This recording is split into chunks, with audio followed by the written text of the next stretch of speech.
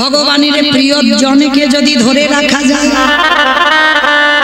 আর কি ভগবানের কাছে যেতে লাগে কি গো ভগবান ছুটে আসবে না? যেমন সেই যে মা লক্ষ্মীকে চেয়েছিল কে? সেই অভিমন্যু। তপস্যা করেছিল অভিমন্যু ঋষি। কি তপস্যা? না ভগবানের বউকে আমি আমার বউ করে পেতে চাই। আপনারা জানেন তো রাধার স্বামী আয়ান ঘোষ হয়েছে, বলে ভগবানের বউকে আমি পেতে চাই।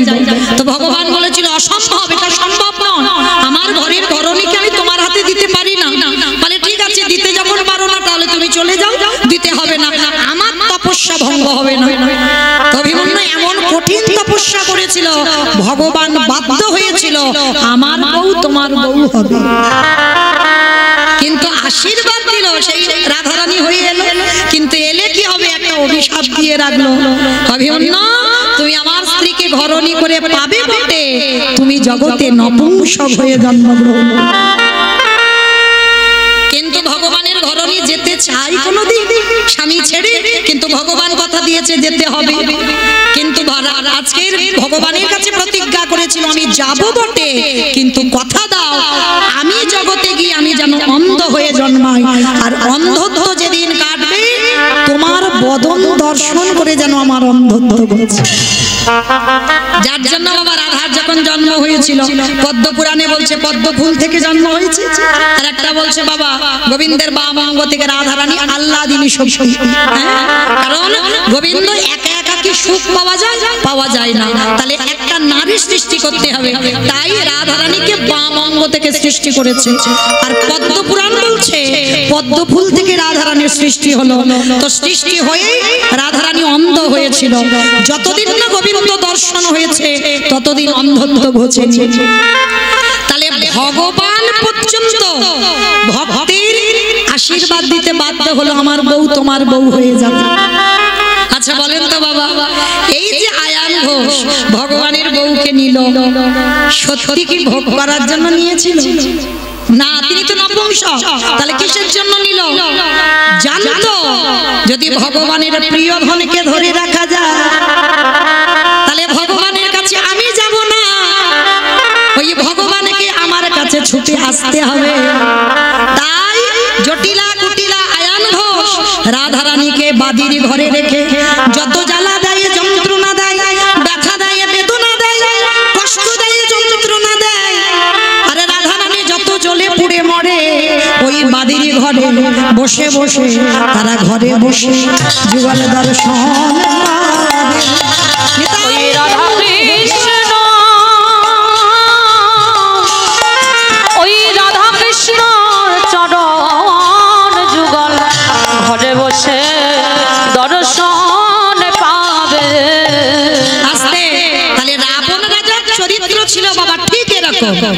সীতা মাকে ধরেছিল কেন? আমি যাব না রামচন্দ্রের কাছে, রাম আসবে লঙ্কার মাটিতে, এটাই তার প্রতিজ্ঞা। তাহলে সেই রাবণকে মেরে রামচন্দ্রের অপরাধ হবে না মা? এই যে অকাল বোধন পূজা হয়ে গেল, এটা তো রাবণ বধের জন্য রামচন্দ্র করেছিল। নবমী তিথিতে রাবণ বধ হলো, লঙ্কার মাটিতে রাবণের মতো বড় ভক্ত আর কেউ ছিল না। যদি বলেন বাবা একটুতে প্রমাণ পেয়ে যাবেন, দেখেন যে রাবণের 10,000 বউ ছিল, তাহলে কি তার ঘর একটা ফাঁকা ছিল না? সীতা মাকে নিয়ে রেখেছিল কোথায়? অশোক সটিতে অশোক কাননে। কেন অশোক কাননে রাখবে? রাবণের যদি কুমন্তব্য থাকবে, কুমতলব থাকবে, যার 10,000 বউ ছিল তার ঘর কি একটা ফাঁকা ছিল না? সীতা মাকে তো ভোগ করার ইচ্ছা ছিল, তাহলে সে ঘরে রাখতে পারতো না, রেখেছিল অশোক। দেখেন প্রশ্নের উত্তর হলো অশোক, যেখানে শোকের ছায়া লাগে না সেইখানে সীতা মাকে বন্দী করলো। শুধু বন্দী নয়, মনে রাখতে হবে বাবা নারী তো ভোগের নয়। কেউ যদি মনে করে নারী ভোগেও, তার কাছে ভোগের হয়, নারী সাধনা। যে যেমন ভাবে ভজনা করবে বাবা, দেখেন অসুরদের অত্যাচারে দেবতারা স্বর্গ ছাড়ে, জগৎ জননী দশভুজা যদি 10 হাতে সামলাত না, ওই 10 হাতে যদি অসুরী নিধন না করতো, বলো বলো, তাহলে দেবতারা যেত কোথায়? ওই দশভুজা, ওই দশভুজা যদি না সামলাতো তবে দেবতারা যেত কোথায়? তাহলে জগৎ জননী মা দেবতাদের তেজ দিয়ে আজকের একটা নারী সৃষ্টি করেছিল, আর সেই নারী অসুর নিধন করে দেবতাদের দেবত্ব ফিরিয়ে দিয়েছিল। দেখেন ওই চণ্ডী ঠাকুরের রামের চরণ ভজন করে পেয়ে গেল গোবিন্দ চরণ, বিল্ল মঙ্গল পতিতা নারী চিন্তামণির চরণ সেবা করে পেয়ে গেল গোবিন্দ চরণ, জয়দেব গোস্বামী মা পদ্মাবতীর চরণ সেবা করে পেয়ে গেল গোবিন্দ চরণ, শ্রী শ্রী রামকৃষ্ণ পরমহংস দেব মা শারদার চরণ সেবা করল, করেন কি গো? আবার বিবেকানন্দ ভগ্নী নিবেদিতার চরণ ভজন করল। এরা ভজনিয়া সাধনিয়া। তাহলে নারী সাধনা করতে হয়, নারী ভজনা করতে হয়, আর যারা জানে গুরুচরণ ধরে তারা সাধনা করতে শিখেছে। তো আজকের যার জন্য বাবা রাবণ তো লঙ্কার মাটিতে ত্রিকালদর্শী ত্রিসন্ধ্যা গায়ত্রী করে, সেই রাবণ কোনদিন ভোগ করার জন্য নয়। রাবণের একটা প্রতিজ্ঞা ছিল, সমস্ত নারী আমাকে পাওয়ার জন্য কাঁদে, আর তুমি সীতা হতে পারো, তুমি ভগবানের ঘরণী হতে পারো, তুমি যতদিন না আমাকে গ্রহণ করবে আমি তোমাকে ছুঁয়েও দেখবো না। এটা ছিল রাবণের প্রতিজ্ঞা। তাহলে রাবণ কোনদিন কুমতলবে সীতা মাকে আনেনি, এনেছিল কেন? কি গো মায়েরা আছেন ভক্ত এরকম? আগে অতিথি সেবা, তারপরে ভগবান সেবা, তারপরে নিজের সেবা। আচ্ছা আগে বলো তো দেখি, আগে অতিথি সেবা না আগে ভগবান সেবা? আগে কোনটা? অতিথি সেবা। বাবা জানি সবাই, বাবা মানি কজন? এখানে কিন্তু আমরা সবাই জানি, হয়তো বলতে পারিনি সবাই মুখ ফুটে, কিন্তু এখানে সবাই আমরা জানি আগে অতিথি পরে ভগবান, কিন্তু মানি কজন? দেখবেন মায়েরা চরণ ধরে বলে যায়, অনেক অনেক বাড়িতে আসে, হয়তো দুপুর বেলা তোমার বাড়ি সবার সেবা হয়ে গেছে, তুমি বাকি আছো, হঠাৎ যদি দুপুর বেলা কোনো ভিক্ষুক এসে বলে মা দুটো প্রসাদ দিবি, অনেক অনেক মায়েরা বলে আমার হাত জোড়া, তুমি এখন অন্য বাড়িতে যাও, খেয়ে দিয়ে কাজ নেই, একেবারে খাবার টাইমে আসতে হলে। অনেক ভক্তরা আছে বাবা মুখ নাড়া দিয়ে তাড়িয়ে দেয়, তাদের চরণ ধরে আমি বলে যাই, অতিথি তাদের বলে যাদের তিথি তোমার আত্মীয় পরিজন আসবে, ওরা তো ফোন করে বলে আসছে, তাদের জন্য তুমি ব্যবস্থা করছো, এরা অতিথি নয়। অতিথি তাদের বলবে যার তিথির জ্ঞান নেই, যে বলে আসবে না, যার সময়ের জ্ঞান নেই, যে বার হিসাব করে আসে না, তাকে অতিথি বলবে। আর বিশেষ করে কোনোদিন যদি দুপুর বেলা তোমার খাবার সময় কেউ আসে, চরম ধরে বলি মা, একদিন যদি নিজের খাওয়া নাও হয়, আগে অতিথি সেবা। বলা তো যায় না কখন কার ঘরে ভগবান কোন বেশে আসে, সেই সৌভাগ্য অর্জন করিনি বাবা, যে সাক্ষাতে ভগবানের ওই ভুবন মোহন ভোলানো রূপ আমরা দেখব, সে সাধনা আমাদের না।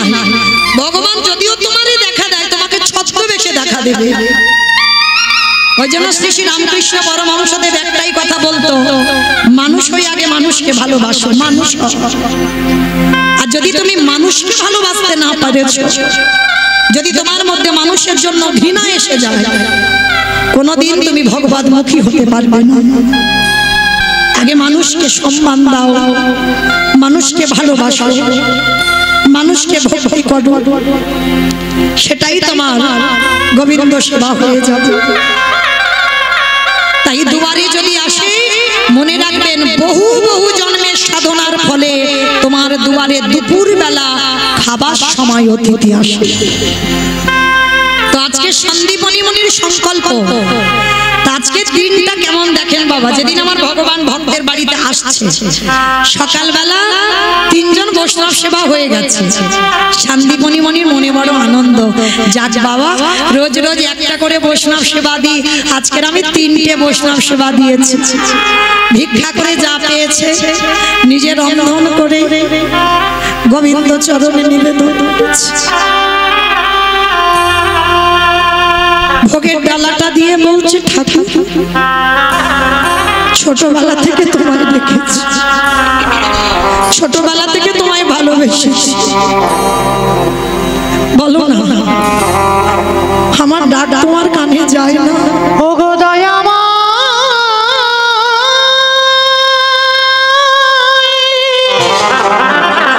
শুনতে পাও না তুমি? একেবারে দেখো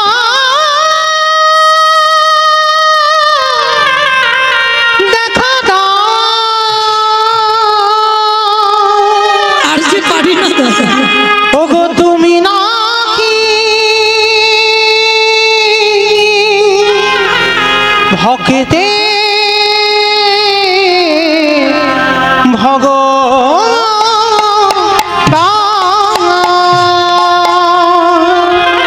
বলো না দয়া বাবা, আমি কোথায় গেলে তোমার আমি কোথাও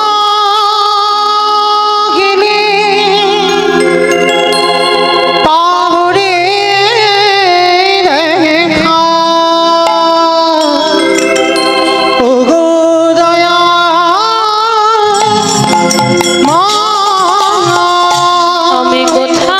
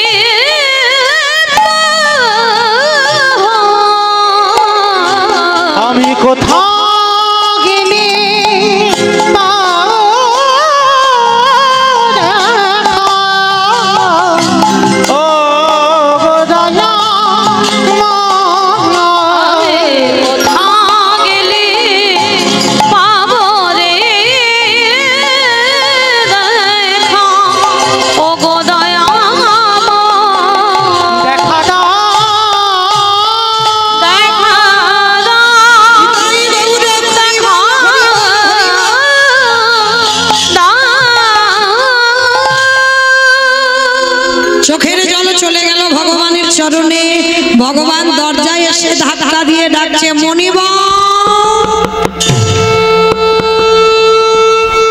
মনিবা বাড়িতে আছো? যেই না বলেছে বাড়িতে আছো, সন্দীপনী মনির ডালা নিবেদন আর হলো না। পারসটা রেখে ছুটতে ছুটতে দরজায় এসে দেখছে বাবা 4 জন বৈষ্ণব। বাবা বাবা আজ আমার দিনটা কত ভালো গো, সকালবেলা 3 জন সেবা দিলাম, আবার দুপুরবেলা 4 জন। আসুন আসুন আমার গৃহে আসুন। ভাবতে পারছেন না, যে নিজের পেটের ভাত জোগাড় করতে পারে না সে অতিথি সেবার জন্য কাঁদে। এটাই বাস্তব বাবা, যা থাকে সে দেয়, যার আছে সে দেয় না, যার কিচ্ছু থাকে না সে ভগবান সেবা দেওয়ার জন্য কাঁদে। কিন্তু বাবা তার উপায় থাকে না, তেমন সামর্থ্য নেই গোবিন্দ সেবা দেওয়ার।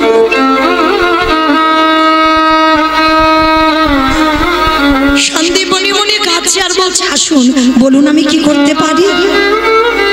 ভগবান তো তার মতো ছলনাময় আর কেউ নেই। আঁচলটা পেতে বলছে, মুড়িব মুড়িব কিছু খেতে দিতে, বড্ড খিদে পেয়েছি। ভাবেন মায়েরা, যিনি বিশ্বের স্রষ্টা মালিক ভগবান, যার কোনো কিছু অভাব নেই, সেই ভগবান ভক্তের দুয়ারে আঁচল পেতে দাঁড়িয়েছে। যার আছে ভগবান তার বাড়িতে যায় না, যার কিছু নেই ভগবান তার বাড়িতে ছুটে যায়। কেন? এ জগতে যার যত তালা বাড়ে তার তত জ্বালা বাড়ে। ভগবান তাদের যারা দিনহীন পথের ভিখারি কাঙাল। ভগবানকে ভালোবাসতে গেলে কাঙাল হতে হবে। রাজ ঐশ্বর্যে অট্টালিকাতে বসে ভজন হবে না বাবা। আর একটা কথা পরিষ্কার মনে রাখবে, এটা শাস্ত্র প্রমাণ, কৃষ্ণ ভক্তরা কোনোদিন বাবা পাথর সেটিং করা ঘরে থাকে না, কখনো থাকবে না। কৃষ্ণ ভক্ত যদি হয়েছ, তোমার বিষয়ে বৈভব কিছু থাকবে না। যদি বলো প্রমাণ, সুদামার দিকে তাকিয়ে দেখেন যে কৃষ্ণের বন্ধু স্ত্রীর পরনে একটা ভালো শাড়ি দিতে পারে না, কত কাঙাল। মহাভারতে বিদুরের দিকে তাকিয়ে দেখেন, পারলে পারত না বাবা রাজপ্রাসাদে দুর্যোধনদের সঙ্গে থাকতে, থাকলো না। রাজপ্রাসাদ ত্যাগ করে দিনহীন পথের ভিখারির মতো কাঙাল হয়ে গেল। তাকিয়ে দেখেন মুর্শিদাবাদ জমিদার লালাবাবুর দিকে, ছিল রাজ ঐশ্বর্য, ছিল সম্পত্তি। যে লালাবাবুর অন্নপ্রাশনে বাবা নিমন্ত্রণ পত্র ছাপানো হয়েছিল, সোনার পত্র, আর যারা নিমন্ত্রণে প্রসাদ পেতে এসেছিল, সোনার থালার উপর বাটির উপর গ্লাস খেতে দেওয়া হয়েছিল। তাহলে কত বড় জমিদার! সেই জমিদার লালা একটা কথাই চেতনা হয়ে গেল। আমরা এত কীর্তন শুনি, এত কীর্তন গাই, এত ভাগবত পড়ি, আমাদের চেতনা হয় না। লালাবাবু জমিদার হয়ে একটা কথাই চৈতন্য হয়ে গেল। ধোপার নিয়ে তার বাবাকে সূর্য ডুবছে, একটাই কথা বলল, বাবুজি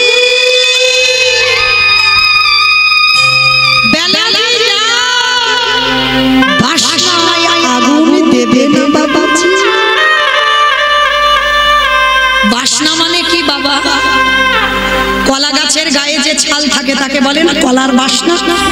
এখনকার দিনে যেমন সাবান উঠেছে জামা কাপড় কাচবার জন্য, তখনকার দিনে সমাজে ধোপার মেয়েরা ওই লোকের বাড়ি থেকে জামা কাপড় এনে কলার বাসনা ছাই করে তাতে ভিজিয়ে রাখতো, সকালবেলা কাচলে সাদা ধবধবে হয়ে যেত। তাই ধোপার মেয়ে বলছে, বাবুজি বেলা যে যায় বাসনায় আগুন দেবে না। বাবুজি গো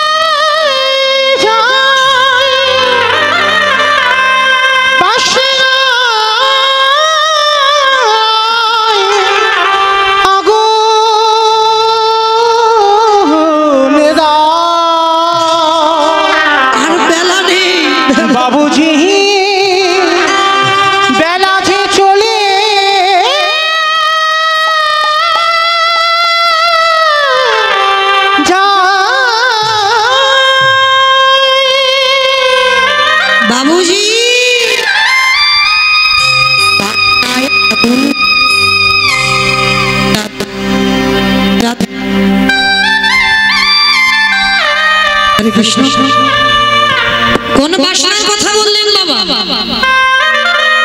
কলা গাছের গায়ে ছাল নয়।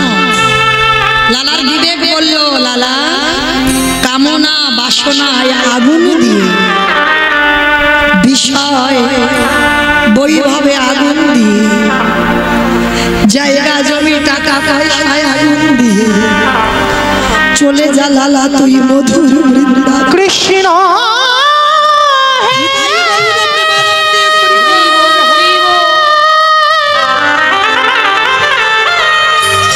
দেখা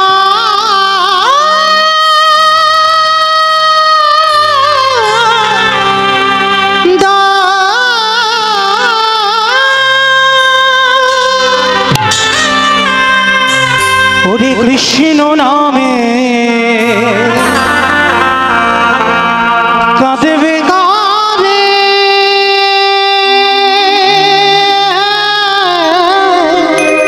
আর ভালো লাগে না সংসার। আমার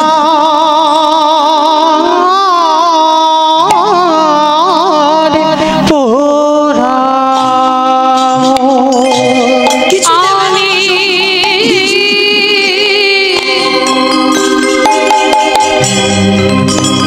কবে যাব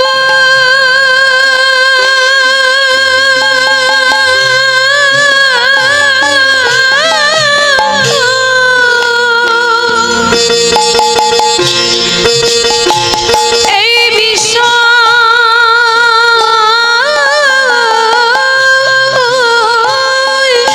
ছেড়ে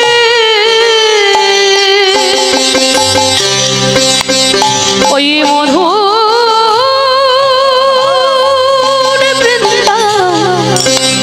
বৃন্দাবন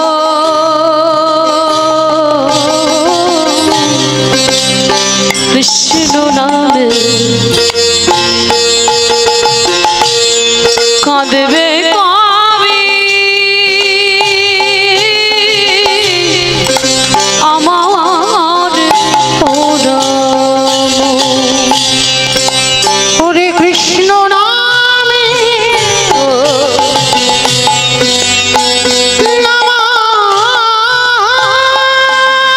নামাবলি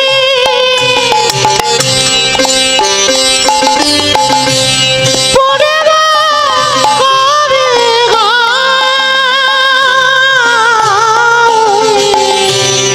কৃষ্ণ নামে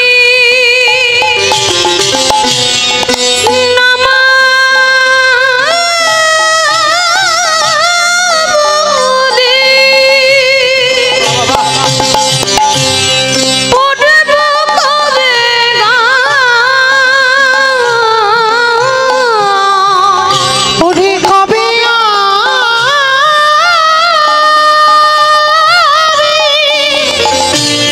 প্রাণ জোড়া এবার আমায় নিয়ে চলো। গিয়ে মথুরা ওই কৃষ্ণ নামে নামাবলি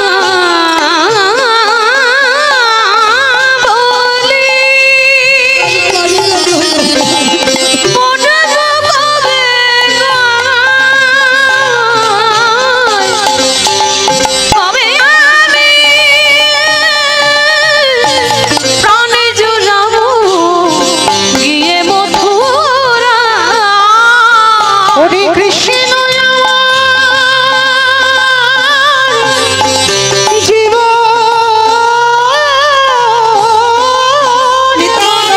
ওই কৃষ্ণ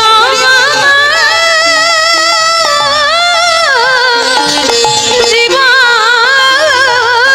মন কবে পাবো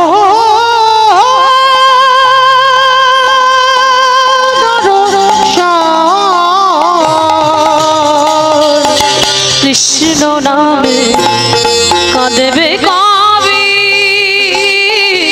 আমার পরম কৃষ্ণ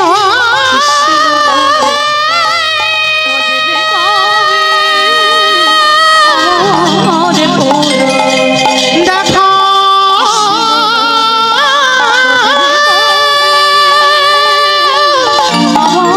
দেখা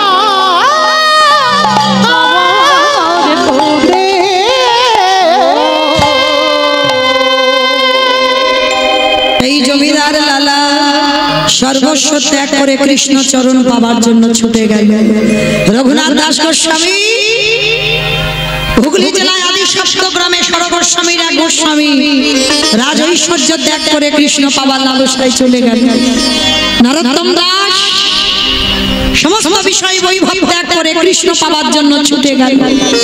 তাহলে ভুরি ভুরি প্রমাণ বাবা, যারা যারা কৃষ্ণ চরণের দাস হয়েছে বিষয় বৈভব ত্যাগ করে রাস্তার ভিখারি হয়েছে। তুমিও ভেবো না, তুমিও যদি প্রকৃত কৃষ্ণ ভক্ত হও, অট্টালিকাতে থাকলে ভগবান ছলে বলে কলে কৌশলে ওই অট্টালিকা থেকে নিচে তালায়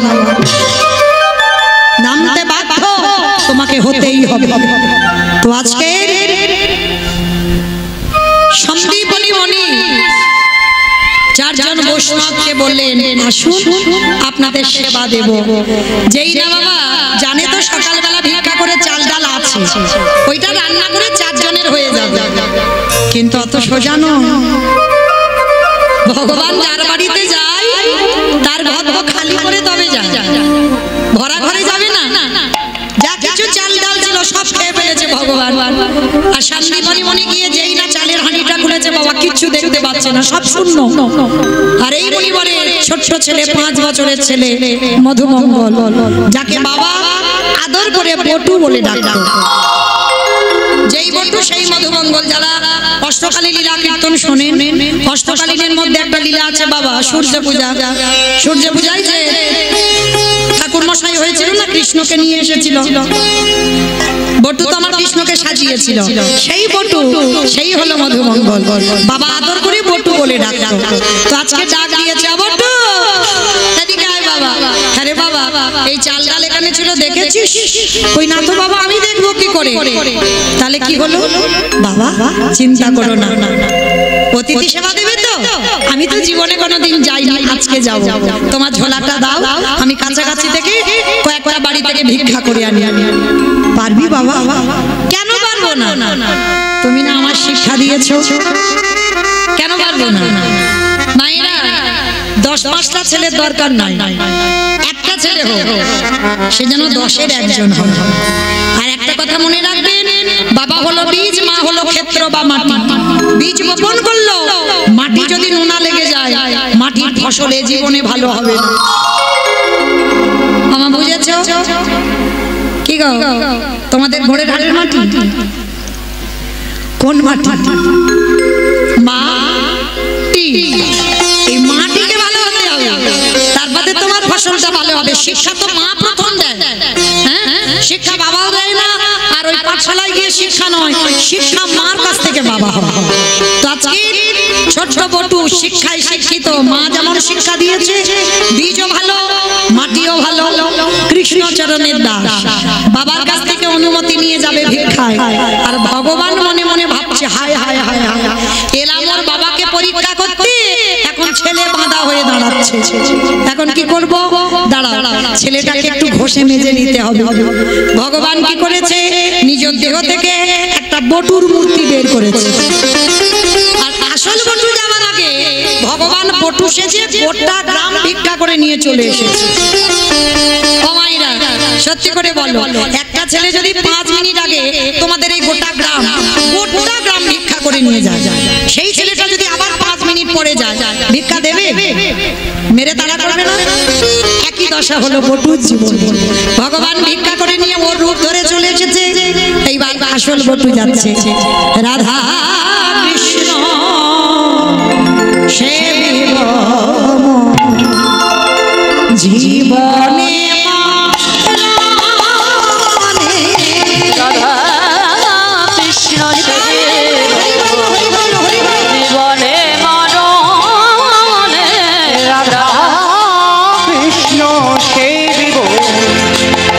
জীবনে মরণে ওগো যে স্থানে লীলা করে ওয়া যুগল বিশ্ব ওগো যে স্থানে লীলা করে আমার যুগল কিশোর আজ সখীর ভিড় হইয়া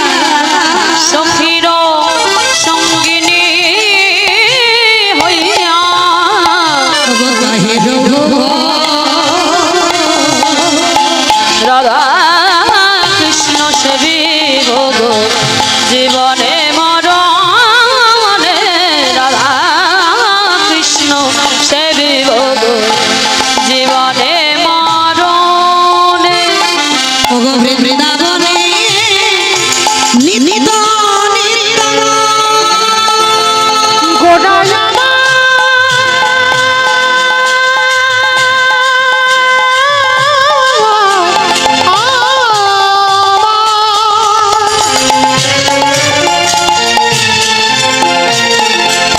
গোটা গোটা গোটা গোটা গোটা রনে গোটা গোটা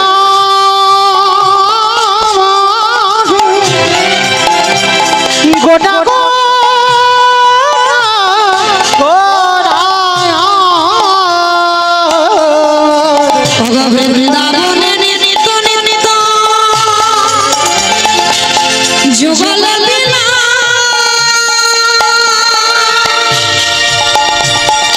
পারিধনা করয়ে সদা নরোত্তম দাস। ওগো প্রার্থনা করই সদাই নরোত্তম দাস আমি ওই চরণে শরণ লীলা শুধু এজনে বিনা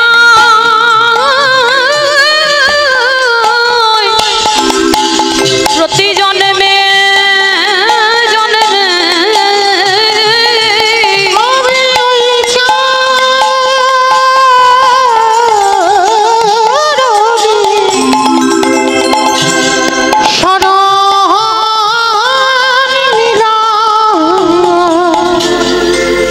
আজকে ছোট্ট ছেলে তো জানে না, সোজা সরল ছেলে যেই না ব্রজমাদের দরজায় এসেছে, ব্রজমাইরা বলে বলেন, এই ছেলে সকালবেলা তোর বাবা ভিক্ষা করে নিয়ে গেল, তুই 5 মিনিট আগে ভিক্ষা করে নিয়ে গেলি, আবার তোর বাবা তোকে পাঠিয়েছে, দেখাচ্ছি মজা তোর দ্বারা। এইবার সবাই মিলে কি করেছে বাবা, ওই বেতের বাড়ি দিয়ে বটুকে বেতটা ঘাত, দূর হয়ে যা, বেরিয়ে যা, দূর হয়ে যা, কৃষ্ণ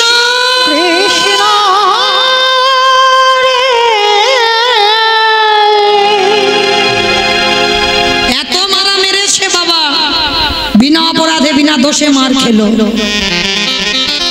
সর্বাঙ্গ থেকে রক্ত ঝরে ঝরে পড়ছে আর বলছে কৃষ্ণ, এ জীবনে যদি জানতাম তোরে ভালোবাসতে এত কষ্ট পেতে হয়, কোনোদিন ভালোবাসতাম না। তবে আজকে যখন আমি অতিথি সেবা দিতে পারবো না, আর আমি কথা দিলাম এ দেহ নিয়ে ঘরে যাব না, এই দেহ যমুনার জলে ত্যাগ করে দেব। ও মাইরা, ওদেরই বাড়িতে তো ভগবান বসে আছে, মনে মনে করছে হায় হায় হায় হায়, ছেলেটা যদি মরে যায় আমারে তো কেউ ভগবান বলবে না, যাই ছেলেটাকে বাঁচাতে হবে, ও বেটা তো সবার চোরেরও হয় সাধুরও হয়, হ্যাঁ বাঁচাতে হবে, নিজেই কিন্তু মার খাওয়ালো আবার নিজেই বাঁচাচ্ছে, একটা পাখি রূপ ধারণ করে কানের কাছে উড়ে উড়ে বলে যাচ্ছে, তোকে মথুরায় কেউ দিল না তো, যা চলে যা তুই বৃন্দাবন, আর বৃন্দাবন গেলেই চাল ডাল পেয়ে যাবে। ছোট্ট ছেলেটার আনন্দ মনে যে বৃন্দাবনে গেলেই চাল ডাল পেয়ে যাবে, ছুটতে ছুটতে ছুটতে ছুটতে যমুনার ঘাটে গেছে, আর যমুনার ঘাটে গিয়ে দেখছে বাবা বিশাল বড় যমুনা নদী, সন্ধ্যা হয়ে এসেছে, ছেলে সাঁতার জানে না, নৌকা নাই, মাঝি নাই। মায়েরা সত্যি করে বলো তো, যে ছেলে সাঁতার জানে না, নৌকা নেই, মাঝি নাই, সে ছেলে কি নদীর এ ঘাট থেকে ও ঘাটে যেতে পারবে? পারবে না তো, সম্ভব কি বাবা? সাঁতার জানে না তো পারবে না, তো পারবে না। আচ্ছা এবার আমি যে কথাটা বলবো, কথার পরে শুনে তারপরে বলবেন পারবে কি পারবে না। জানো মা, একদিন দেবর্ষী নারদ মনে মনে চিন্তা করলেন আমি একটু ভগবানের কাছে দেখা করে আসি, হঠাৎ বিনাটা করে নিয়ে দেখা করতে যাচ্ছি, হঠাৎ বাবা বিশাল বড় একটা তেঁতুল গাছ, ভালো করে শুনবেন কিন্তু খুব শোনা দরকার, যদি এতটুকু চেতনা ফেলে সেই বড় মোটা তেঁতুল গাছের গোড়াতে বসে এক বৈষ্ণব নামের মালাতে নাম জপ করছে। নারদ যাচ্ছে বৈকুণ্ঠে, নারদের সঙ্গে দেখা হয়ে গেছে। আর যেই না দেখা হয়ে গেছে, তা বৈষ্ণব ঠাকুর কি করেছে, জপের মালাটা জপ বন্ধ করে দিয়ে বলছে, ও নারদ, নারদ, আরে দাঁড়াও দাঁড়াও দাঁড়াও দাঁড়াও দাঁড়াও, যাচ্ছ কোথায়? বলে বাবাজি আমি যাচ্ছি বৈকুণ্ঠে প্রভুর সঙ্গে দেখা করতে। বাহ, খুব ভালো কথা। আচ্ছা নারদ, তুমি যখন প্রভুর কাছে যাচ্ছ একটা কথা জিজ্ঞেস করবে। কি কথা? তুমি প্রভুকে শুধু জিজ্ঞেস করবে তিনি কবে আমাকে দেখা দেবে। আমি যে সেই ছোটবেলা থেকে জপের মালায় জপ করি, এত ভগবানকে ভালোবাসি, তাহলে তিনি কবে আমাকে দেখা দেবে এইটা যেন বলে দেয়, আমি সেই দিন গুনতে গুনতে বেঁচে থাকবো। তা নারদ বলছে ঠিক আছে বাবাজি তাই হবে। তা নারদ মুনি বৈকুণ্ঠে গেছে, ভগবানকে দর্শন করে প্রথম প্রণাম করেছে, আর প্রণাম করার পর আবার দ্বিতীয়বারে প্রণাম করেছে। ভগবান তো অন্তর্যামী, এসে বলছে কি ব্যাপার নারদ, রোজ রোজ একবার করে প্রণাম করো আর আজ দুবার করলে যে বড়, কি ব্যাপার? তা নারদ বলছে ঠাকুর তুমি যদি অন্তর্যামী হও তাহলে আমি যে দুবার কেন প্রণাম করলাম সেটা কি তুমি জানো না? বলে হ্যাঁ খুব জানি, ভালো জানি। প্রথম প্রণামটা তোমার, আর দ্বিতীয় প্রণামটা ওই যে তেঁতুল গাছের গোড়াতে আমার ভক্ত বসে বসে জপছে ওর প্রণাম। বলে ঠাকুর তুমি ঠিক ধরেছো। তাহলে ঠাকুর যখন দুটো প্রণাম বুঝতে পেরেছো, তাহলে ভক্তের মনের কথাও তুমি জানো। তাহলে এবার বলো ভক্ত কি জানতে চেয়েছে? ভগবান রেগে গিয়ে নারদকে বলছে শোনো নারদ, তুমি আমার ওই ভক্তকে গিয়ে বলে দিও ওই তেঁতুল গাছে যতগুলো পাতা আছে ততবার ওকে মরতে হবে, ততবার ওকে বাঁচতে হবে, তারপর আমি ওকে দেখা দেব। ও মায়েরা ভাবতে পারছো একটা মোটা তেঁতুল গাছ, পুরানো তেঁতুল গাছে কত পাতা আছে?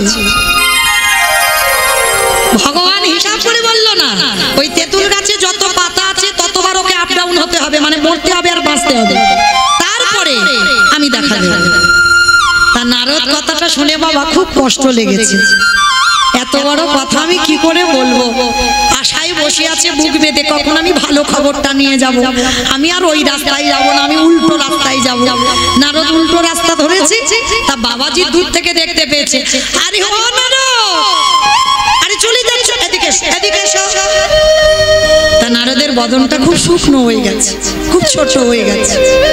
কি গো, আমি যে অত আশা করে তোমার কাছে জানতে চাইলাম আর তুমি না বলে চলে যাচ্ছ, বলো কি বললো আমার ঠাকুর? মাথাটা নিচু করে, আরে বাবা বলো না, আমার কোনো রাগ দুঃখ অভিমান নেই, কি বলেছে? নারদ মুনি মাথাটা নিচু করে বলছে, কি বলেছে জানো? বলল এই তেঁতুল গাছে যতগুলো পাতা আছে ততবার তোমাকে মরতে হবে, ততবার তোমাকে বাঁচতে হবে, তারপরে আমার প্রভু নাকি তোমার সঙ্গে দেখা সাক্ষাৎ করবে। যেই না কথাটা বলা, সঙ্গে সঙ্গে মালাটা হাতে করে নিয়ে বলে হরে কৃষ্ণ হরে কৃষ্ণ কৃষ্ণ কৃষ্ণ হরে হরে। বলে হরে রাম হরে রাম রাম রাম হরে হরে। নারদ বলল মনে মনে ভাবলো কি পাগল, পাগল যদি না হবে ভগবান কত বড় কথা বললো যে তেঁতুল গাছের অতগুলো পাতা, মানে লাখ লাখ কোটি কোটি পাতা, সেই পাতা মরতে হবে বাঁচতে হবে, তারপরে ওকে কৃপা করবে। আর এ পাগল ওই কথা শুনে ধেই ধেই করে নাচছে, তাহলে পাগলের লক্ষণ না।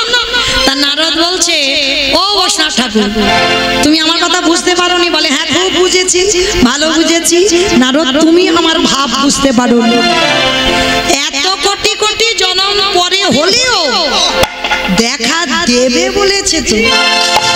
নিতাই গৌর প্রেমানন্দে হরি বল হরি বল। আর আমরা কলির জীব একটুতে দুর্বল, হ্যাঁ একটুতে দুর্বল। ঠাকুর আমার এই করলো, ঠাকুর আমার কি সর্বনাশ হলো, একটুতে দুর্বল। তাহলে দেখো আজকের বৈষ্ণবের কতটা বিশ্বাস, এত কোটি জন্ম পরে হলেও দেখা দেবে তো। যেই না কথাটা বলা, সঙ্গে সঙ্গে শঙ্খ চক্র গদা পদ্মধারী নারায়ণ ওই বৈষ্ণবের পিছনে এসে দাঁড়ায় গেছে।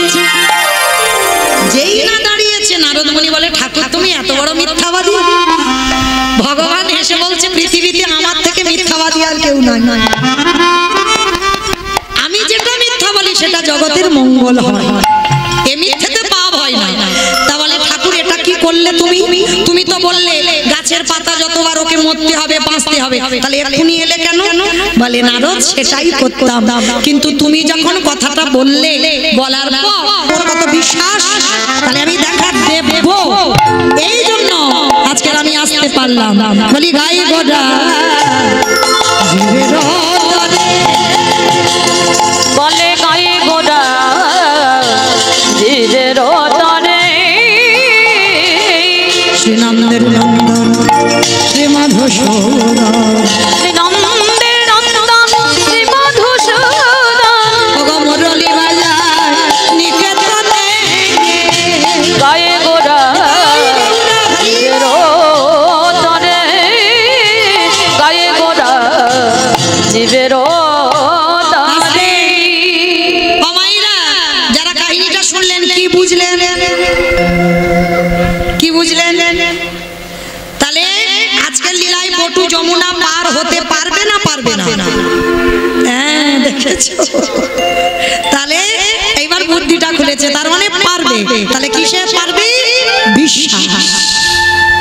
রাগলে তুই রাগবি, মারলে তুই মারবি, এটা তো কারণ নেই বাবা। আছে কারো? যদি কারো থাকতো তাহলে এত সুগার আর থাইরয়েডের ওষুধ খেতে হতো না, তাই না? যদি থাকতো ছেলে মেয়েদের অসুখ বিসুখ হলে প্রাথমিক ডাক্তার, সে যদি ভালো না করলো কলকাতা পিজি, পিজি যদি না হলো চেন্নাই, চেন্নাই থেকে ফিরে এসে কি করলো ওখানে ওই শীতলামার ভর হয়, ওখানে শিব ঠাকুরের ভর হয়, মানে যে যেটা বলবে না মূর্খ জীব সেটাই করব। ওই একজন ভক্ত এখানে বলতে পারবেন, সন্তান হোক, স্বামী হোক, স্ত্রী হোক, যেই হোক, গোবিন্দ চরণে ফেলে দিয়ে বলেছেন রাগলে তুই রাগবি, মারলে তুই মারবি। শাসন করতে জানতে হবে, ভালোবাসাটা তৈরি করতে হবে, তো তবে তো ভগবান তোমাকে দেখে ভয় পাবে। কারণ ভগবান একটা জায়গায় দুর্বল, যেটা হলো ভক্ত চরণ। কেন জানো? কারণ ভগবানের কাছে যে সম্পত্তি নেই সেই সম্পত্তি আপনাদের কাছে আছে, যেটার নাম হলো ভক্তি। যার জন্য ভগবান ভক্তের কাছে দুর্বল, কিন্তু আমরা সেই জায়গাটা তৈরি করতে পারি না, তাই তো কৃপা হয় না। কিন্তু আজকের বটু জায়গা তৈরি করে রেখেছে, দেখি কি করিস। রাগলে রাগবি, মারলে মারবি, চল। চোখ দুটো বন্ধ করে এক পা দুপা করে নামছে জল, গলা পর্যন্ত নেমে গেছে মা, মানে আর একটু যদি যায় পা পিছলালেই জলে ডুবে যাবে। চোখটা বন্ধ করেছে শেষ বেলার মতো। দয়াল তোমার লীলা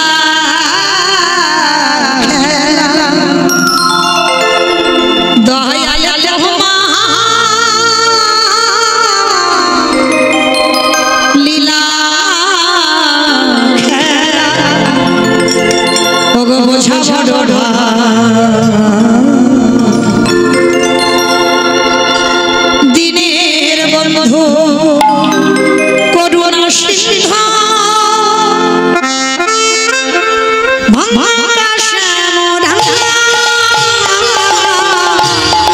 দয়াল বন্ধু করুণা সিংহ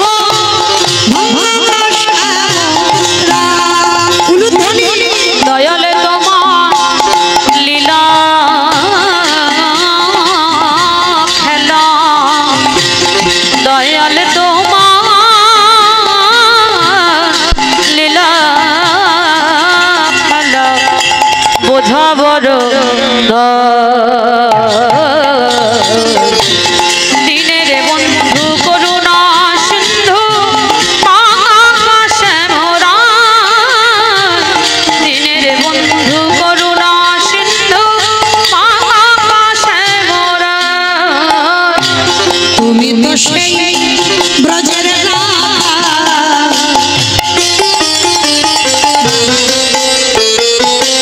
নদিয়ার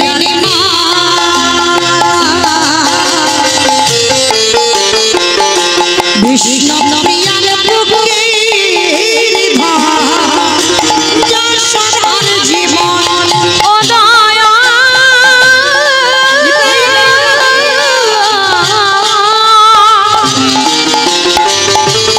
ও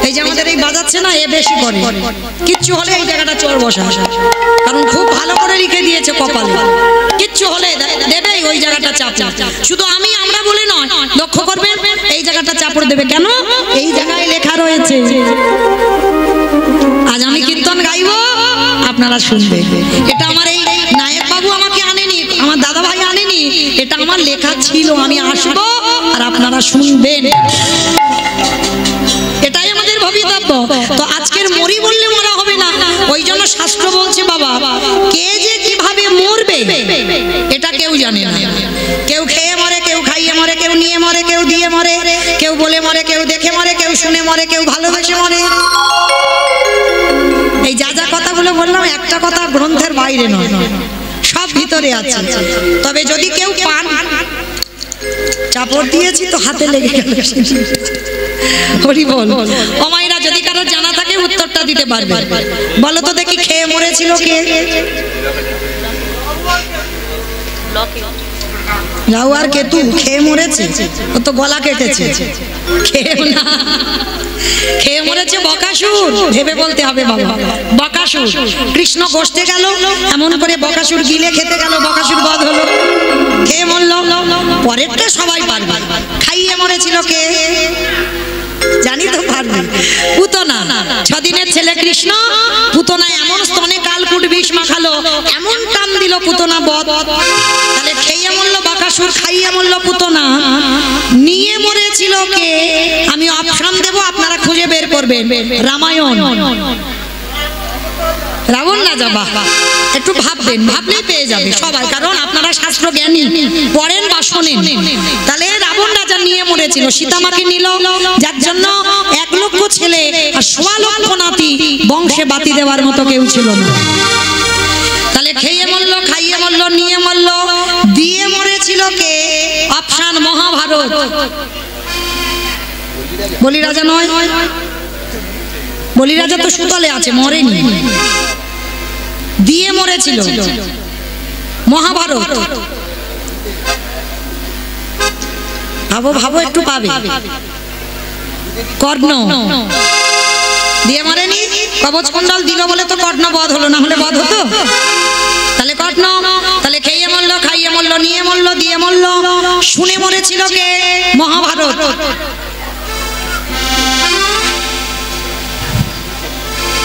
হ্যাঁ বেশ, অশ্বত্থামার বাবা, মানে নামটা ভুলে গেছো, অষ্টগুরু দ্রোণাচার্য।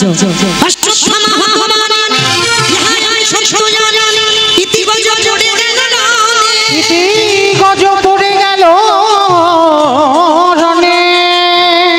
অষ্টগুরু দ্রোণাচার্য পুত্রের মৃত্যু সংবাদ শুনে দেহ রাখলো। তাহলে খেয়ে মরল, খাইয়ে মরল, নিয়ে মরল, দিয়ে মরল, শুনে মরল।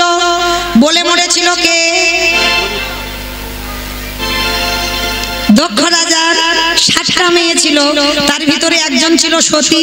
দক্ষ যজ্ঞ হয়েছিল, সব জামাই নিমন্ত্রিত ছিল, আমার বাবা নিমন্ত্রিত ছিল না। সতী বিনা নিমন্ত্রণে বাপের বাড়ি এসে বাবাকে প্রশ্ন করলো, বাবা তুমি সব জামাইকে বললে, আমার পাগলটাকে কেন বললে না? দক্ষ রাজা বলেছিল, বলবো না। কেন বলবো না? বলে, তোর স্বামীকে যদি বলি, ও ভূত প্রেত নিয়ে যজ্ঞে আসবে, আমার যজ্ঞ ভণ্ড হয়ে যাবে, আর আমার সম্মান হানি হবে। তোর স্বামীকে বলবো না কোনো অনুষ্ঠান। সতী নারী প্রতিনিন্দা শুনতে পারলো না, বলল, পিতা প্রতিনিন্দা যখন আমার কানে শুনতে হলো, এই মুহূর্তে যজ্ঞ অগ্নিতে আমি দেহ ত্যাগ করব। বলে দেহ ত্যাগ। তাহলে খেয়ে মরল, খাইয়ে মরল, নিয়ে মরল, দিয়ে মরল, শুনে মরল, বলে মরল। দেখে মরেছিল কে? হিরণ্যকশিপু। সত্যযুগে হিরণ্যকশিপুর দেখে মরেনি? কি দেখেছিল? প্রহ্লাদকে বলেছিল, প্রহ্লাদ তোর হরি কোথায় থাকে? বলে, যেদিকে তাকাবো বাবা সেদিকে আমার হরিময় জগৎ। এই ছেলে, এই ফটিক স্তম্ভে তোর হরি আছে? আছে। যেই না আঘাত করলো, ফটিক স্তম্ভ থেকে ভগবান বাইর হলো, দেহটা মানুষ আর মুখটা পশু। যেই না ওই রূপটা ধরেছি, হিরণ্যকশিপু হেসে উঠলো, পারবে না, কখনো পারবে না, কারণ আমি অমরত্ব লাভ করেছি, আমাকে মারতে পারবে না। তা ভগবান হেসে বলল, অমরত্ব দিল তোরে কে? বলে, কেন? ব্রহ্মা ভগবান হেসে উঠল, যে ব্রহ্মা নিজেও অমর নয় তোরে অমরত্ব দিয়েছে। বলে না অমরত্বের মতো, বলে কিরকম, বলে নারীতে নয়, পুরুষে নয়, পশুতে নয়, আমাকে কেউ কোনোদিন মারতে পারবে না। ভগবান হেসে বললেন, মূর্খ, তোকে মারবো বলে আজ আমার এই রূপটা ধরা। আমি নারী নয়, আমি পুরুষ নয়, আমি পশুও নয়। তাহলে কি রূপ ধরেছিল? নারসিংহ। আর ওই নৃসিংহ রূপ ধারণ করেছিল হিরণ্যকশিপুকে মারবার জন্য। যেই না শূন্যে তুলে নিয়েছে, হিরণ্যকশিপুর খিলখিল করে হাসতে পারবে না। কেন পারবো না? বলে জলে নয়, স্থলে নয়, অন্তরিক্ষে মারতে পারবে না। ভগবান বলে, মূর্খ, জলে স্থলে অন্তরিক্ষে মারবো না, আমি মারবো আমার জানু দেশে। জানু দেশে মেষ বধ করেছিল না, বক্ষটা বিদীর্ণ করে। বলে তবু মারতে পারবে না। বলে কেন? বলে আমি ঘরে মরবো না, ঘরের বাইরে মরবো না। ভগবান বলে, আমি অত বোকা নয়, আমি ঘরে মারবো না, ঘরের বাইরে মারবো না, আমি মারবো তোর ঘরের চৌকাঠের উপরে দাঁড়িয়ে। হিরণ্যকশিপুর বলছে তবু মারতে পারবে না। বলে কেন? বলে শোনো, আমি দিনে মরবো না, রাতে মরবো না। বলে দিন রাতের মাঝখানে মারবো, গধূলি বেলায়। বলছে তবু মারতে পারবে না। বলে কেন? বলে আমি মাসে মরবো না, বারে মরবো না। যখনই কথাটা বলেছে ভগবান চমকে উঠে, মাসে মরবে না, বারে মরবে না। বলো তো দেখি মা, কোন মাসকে মাস বলে না, কোন বারকে বার বলে না? মল মাস। তার মানে আমারে কীর্তন শোনে। মল মাস মানে পুরুষোত্তম মাস। ওই মাসটাকে আমি নয়, মহাজনগতস্য বন্ধা, মহাজনেরা বলছেন ওই মাসটাকে মাস ধরে না, ওই মাসের বারগুলোকে বার ধরে না। হিরণ্যকশিপুর বধ করবার জন্য ভগবান মল মাস সৃষ্টি করেছিল। মল মাসেই হিরণ্যকশিপুর বধ হলো। শূন্য তুলে নিয়ে জানু দেশে বক্ষটা বিদীর্ণ করলো। আর ওই রূপ দেখে হিরণ্যকশিপুর বধ হলো। তাহলে খেয়ে মরলো, খাইয়ে মরলো, নিয়ে মরলো, দিয়ে মরলো, শুনে মরলো, বলে মরলো, দেখে মরলো। আর একটা বাকি আছে মা, ভালোবেসে মরেছিল কে? আমি বলবো, বলো। রচনা ব্যানার্জি। আমি বললাম একটা যেন ভাষা গ্রন্থের বাইরে চলে না যায়, শাস্ত্রের বাইরে কথা বলবো না বাবা। ভালোবেসে মরেছিল দশরথ। বেশ, কাকে ভালোবেসেছিল গো? রামকে? কইকেয়ীকে ভেবে বলতে হবে। শাস্ত্র জানেন কিন্তু একটু ভাবতে হয়। রামকে ভালোবেসে মরেনি, ভালোবেসে মরেছিল কইকেয়ী মাকে। কারণ দশরথের একটা দুটো বউ নয়, 750 বউ, 750। যেমন রাবণের 10,000, ভগবানের 16,108 জন। তবে খবরদার তোমরা যেন কেউ করে ফেলো না, তাদের ক্ষমতা ছিল। আর এই যে দশরথ 750 বিয়ে করেছিল না, তার একটা বড় কাহিনী আছে বাবা। সেটা বলতে গেলে আজকের আর ঘরে যাওয়া হবে না। আবার যদি কোনোদিন দেখা হয়, সাক্ষাৎ হয়, তবে বলবো। তো এই 750 মধ্যে 3 জন ছিল পাটরানী, কৌশল্যা, কইকেয়ী, সুমিত্রা। আর 3 জনের মধ্যে সবথেকে প্রেম বেশি ছিল কইকেয়ী মার প্রতি। আর এমন প্রেমে মগ্ন হলো, কায়দা করে দুটো বর চেয়ে নিল। প্রথমবারে ভরত রাজা হবে, আরে দ্বিতীয়বারে রাম যাবে 14 বছরের বনবাস। আর রাম যখন বনবাসী হলো, দশরথ কেঁদে কেঁদে অন্ধ হয়ে গেল। অন্ধ হয়ে বিছানায় পড়লো। আর বিছানায় পড়ে সবাইকে একটা শিক্ষা দিয়ে গেছে দশরথ। কি শিক্ষা বলবো? বলি, আমাদের জন্য নয় কিন্তু তোমাদের জন্য। কেউ যেন আমার উপরে রাগ করো না। দশরথ বলল, কলিরজি, তোরা যেন আমার মতো কেউ বউকে ভালোবাসিস না।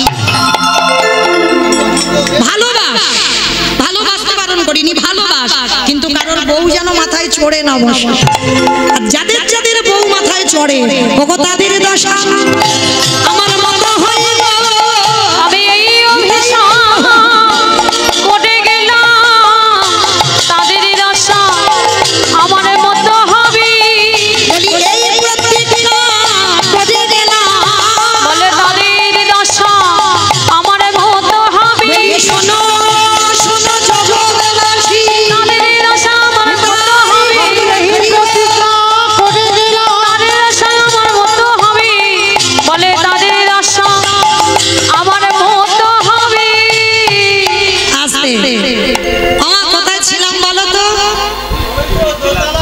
ওই তো দোতলা ছাদের উপর। ওই কথা জিজ্ঞেস করিনি, লীলাতে কোথায় ছিল? ওই তো বেশ নদীর কাছে ছিল, যমুনার ঘাটে ছিল। শুনেছে বাবা কীর্তন? এটাই তথ্য বাবা, যেখানে যাই না কেন ঘুরে ফিরে আমার গোড়ায় আসতে হবে, আর না হলে এখান থেকে বলতে বলতে বলতে বলতে চলে যাচ্ছি, যাও দুম করে টাইম শেষ হয়ে গেল, তাহলে হলো না। এটাই নিয়ম, শুধু আমি বলে নয়, প্রতিটা কীর্তনিয়ার নিয়ম। যেখানে ঘোরাঘুরি করো না কেন তোমাকে গোড়াতে এসে শেষটা করতে হবে। তাহলে চলো, আমরা যমুনার ঘাটে ছিলাম, বাবা এলো, ছেলেটার মরা হলো না। বাবা বলছে, হ্যাঁ রে খোকা, কি দিয়ে অতিথি সেবা দেব?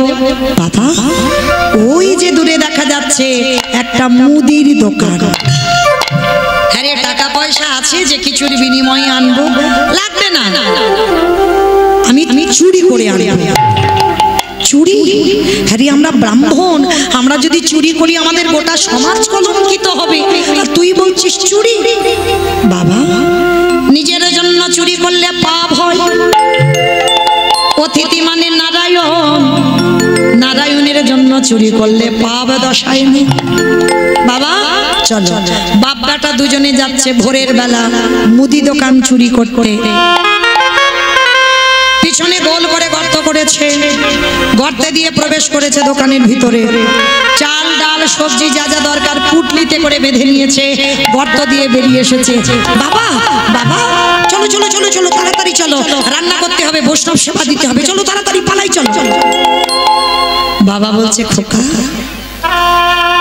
অতিথি সেবার পরে একটু মুখশুদ্ধি দিতে হয়, জানা বাবা।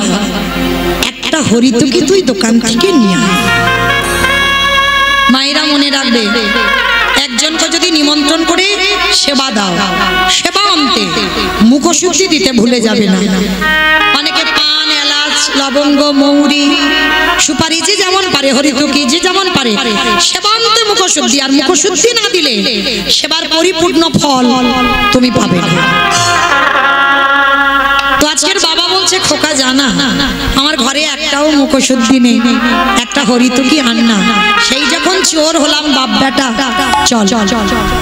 যেই না বলা, ছোট ছেলে কেন বাবা বলবে, আর কেন দোকানের ভিতরে আবার যাবে? প্রবেশ করলো দোকানে, পানের থালা পড়ে আছে, একটা হরিতকি, হরিতকিতে হাত দিয়েছে। ভগবান মনে মনে চিন্তা করছে, এখনো আমার সেবার সময় হয়নি। প্রথম পরীক্ষাটা তোর রূপ ধরে গোটা লোকের কাছে মার খাইয়েছি, আমার মনে পড়ছে। দ্বিতীয়বারে কচ্ছপ হয়ে চাল ডালগুলোকে খেয়ে নিয়েছি, মনে পড়ছে। এইবার 3 নম্বরের পালা, আর এটাই যদি উত্তীর্ণ হয় তবেই জানবো চিরকালের জয়। এইবার ভগবানের কেমন লীলা দেখেন, সবে হরিতকিতে হাত দিয়েছে, ভগবান দৈববাণী করছেন, দোকানদার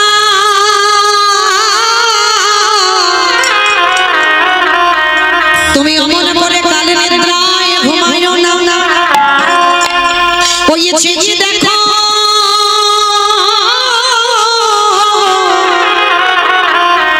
তোমার মুদি দোকান কেমন চুরি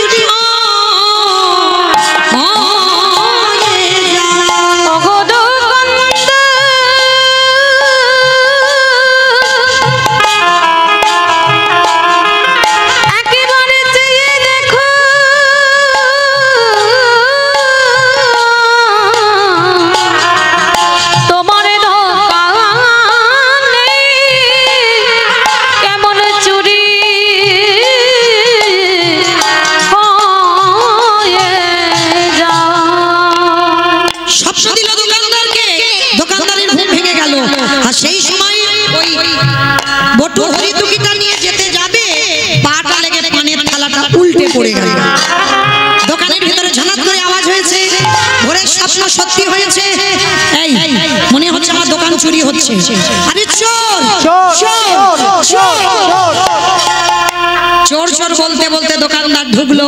কান্না প্রাণের ভয় হয়, সবে হাত আর মাথাটা গর্তের বাইরে, আর দোকানদার এসে ছেলেটার পাটা চেপে ধরেছে। জীবনে কাল ঘনিয়ে এলো মা,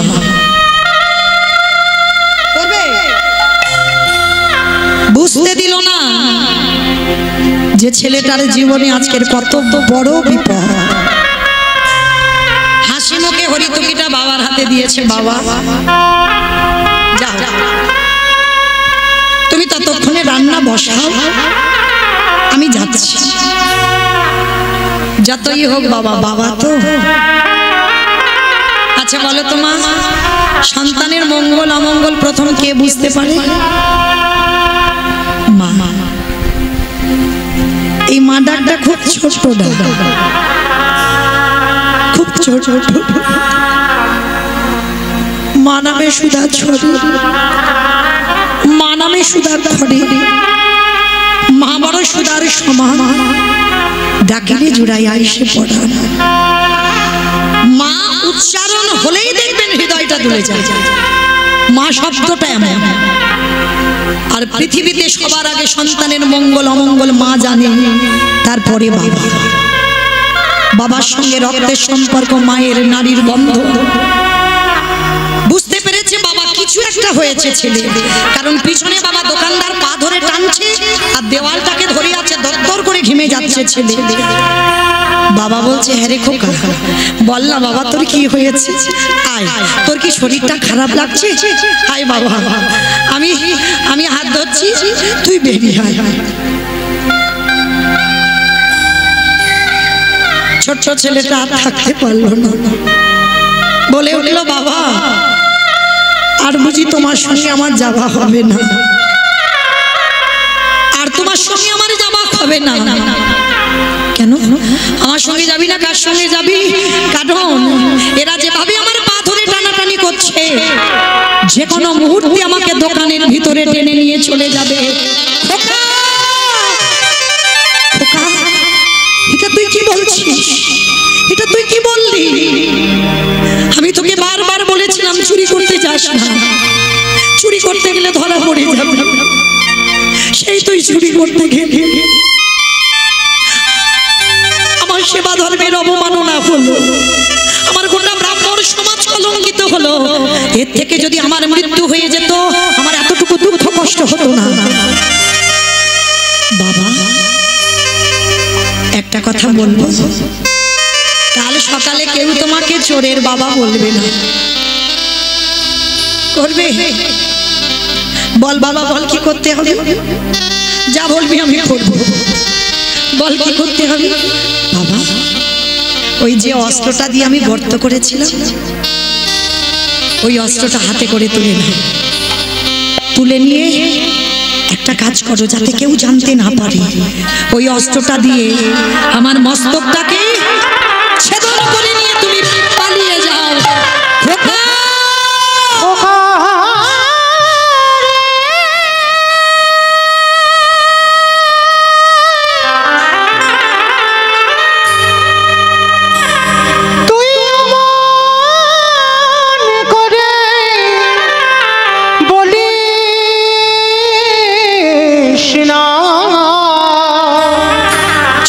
আমি যে বাবা হয়ে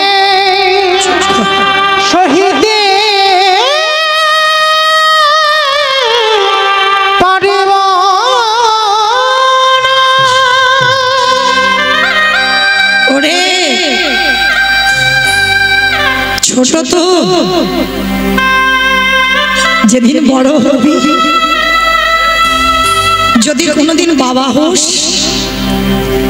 সেদিন বুঝবি বাবাদের কত জ্বালা। পারবো না, আমি এ জীবনে পারবো না নিজের হাতে তোর মাথা কেটে নিয়ে চলে যেতে, আর এ জীবনে কেউ পারবে না পুত্রের মাথা কেটে নিয়ে যেতে। 5 বছরের বটু বলছে, কে বলেছে পারে না? তুমি গীতা, রামায়ণ, বেদ, উপনিষদ কত গ্রন্থ পড়ো, আমি বারান্দায় দাঁড়িয়ে সব শুনি। মহাভারতে কর্ণের চরিত্র পড়োনি কি মায়েরা? কর্ণের চরিত্র জানেন তো? একাদশীর পরের দিন দ্বাদশীতে গিয়েছিল না ভগবান ছদ্মবেশে, পারবেন? এখানে আমরা যারা আছি মা, তারা আমরা সবাই বউ, আমরা স্ত্রী। সহধর্মিনী কিন্তু এখানে সবাই নয়। সহধর্মিনী তাকে বলে যে স্বামীর ধর্মের কাজে সাহায্য করে, অধর্মিক হলে স্বামীকে ধর্মের পথে ঠেলে দেয়।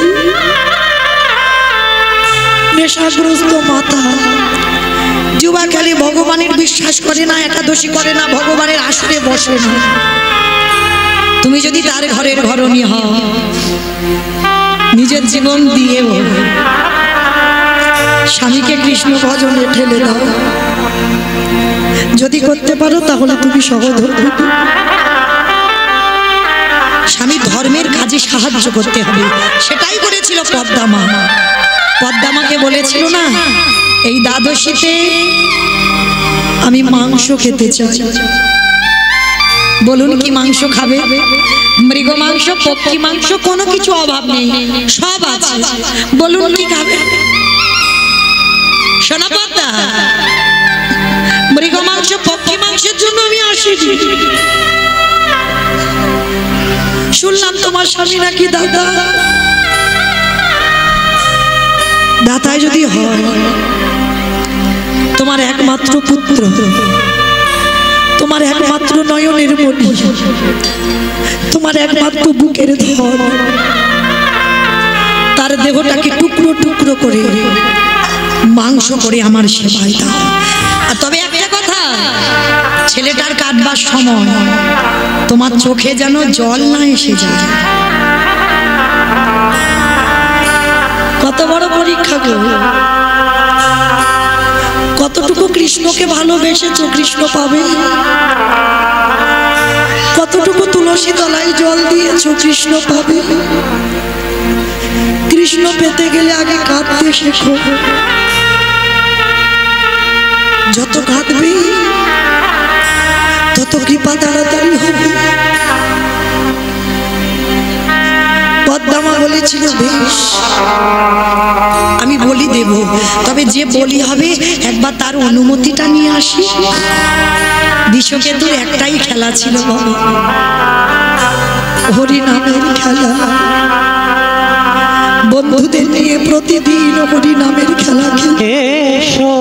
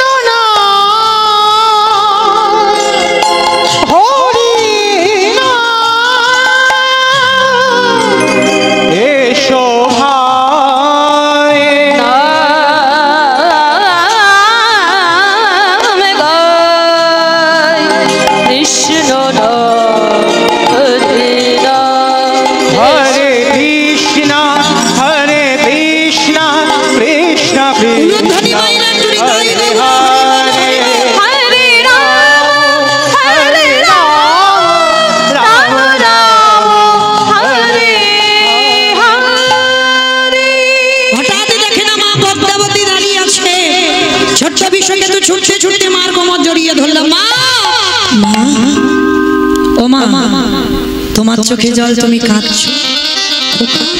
এক বৈষ্ণব এসেছে, ওই বৈষ্ণবকে মাংস করে দিতে হবে।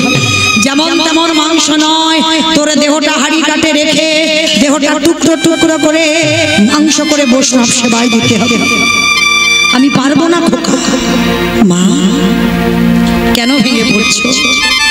কেন ভেঙে পড়ছো?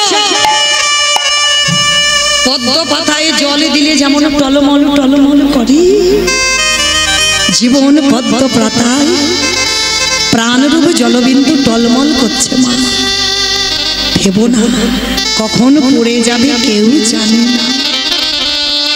সময় হয়ে গেছে আমার, ধরো অস্ত্র, কাটো মাথা।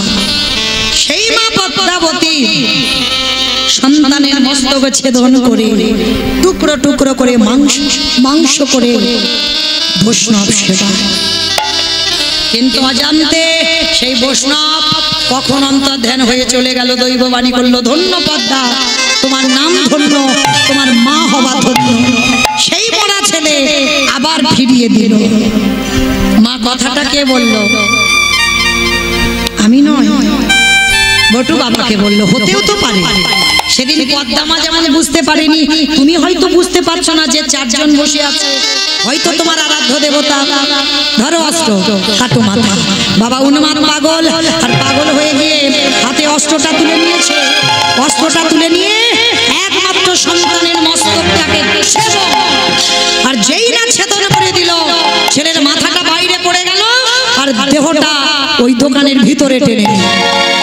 বাবা তাড়াতাড়ি করে জানাজানি হবার ভয়ে মাথাটা পুটলিতে বেঁধে ছুটতে ছুটতে ছুটতে ছুটতে গিয়ে ওই যমুনার জলে,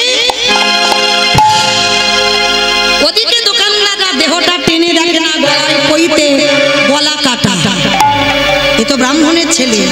এই চল চল চল, সময় থাকতে থাকতে লোকজন জানাজানি হবার ভয়ে বস্তা বন্দি করে যমুনার জলে।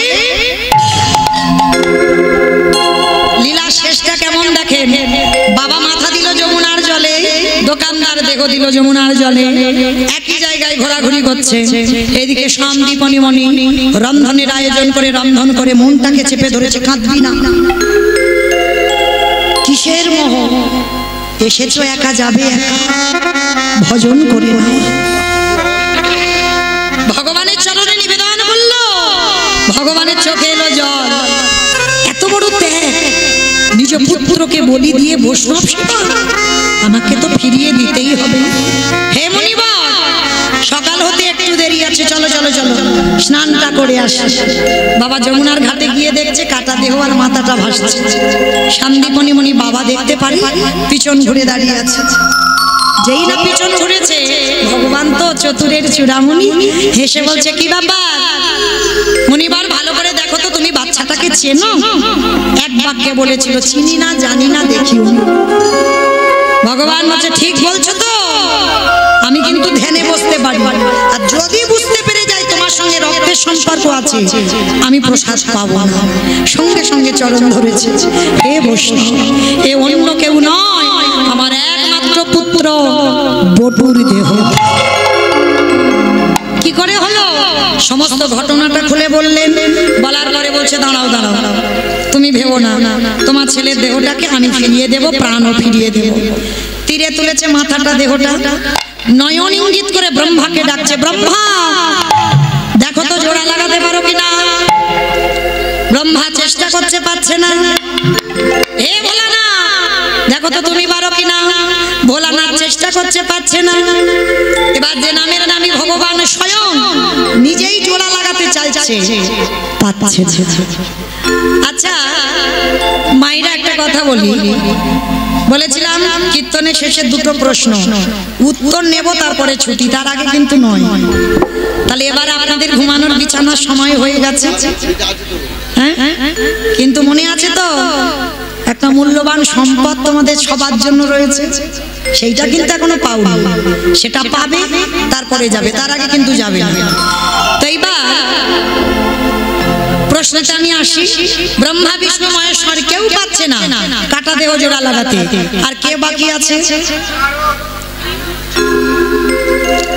নারদ। তাহলে নারদ বাকি আছে। তা ভগবান নারদকে বলছে, নারদ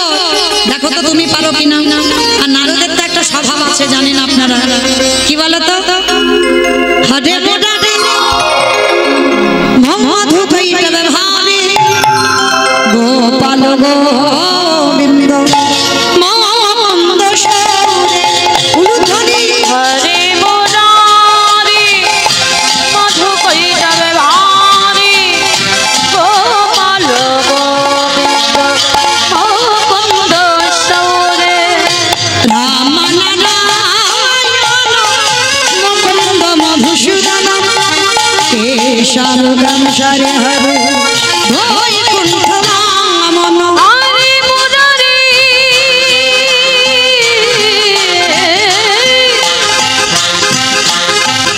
হরে মুরারি মুরারি মুরারি হরে হরে মুরারে মধু কইতে ভারে গোপাল গোবিন্দ মুকুন্দ সৌরে। এক হাতে দেহ এক হাতে মাথাটা নিয়েছে, যেই না এক জায়গা করেছে আঠার মতো বাবা বাবা আটকে গেছে। নারদ তো যেই আটকে গেছে, ও বাবা এইটা কি করে হলো? তোমরা জোড়া লাগাতে গেলে লাগলো না, আর আমি জোড়া লাগাতেই লেগে গেল কি করে?